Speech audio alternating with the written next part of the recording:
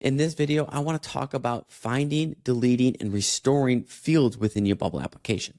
So before you go to delete a field, say you're not using it anymore and you want to remove that, best practice is to search for that field to see if it's being used in your application. You go up here to your search tool, you say use this field, you search for the type, and then you search for the field. And then from there, you can search your entire application to see if it's being used.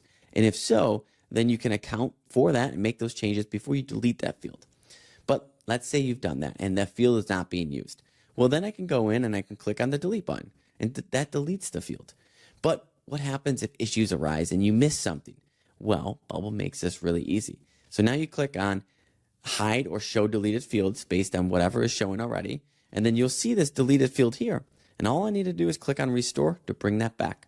And boom, we're back in action. And that's just one of the things that Bubble does for us to make it really easy to manage a production application with Bubble. For more Bubble tips, follow me on Twitter or subscribe to me on YouTube. I'll see you there.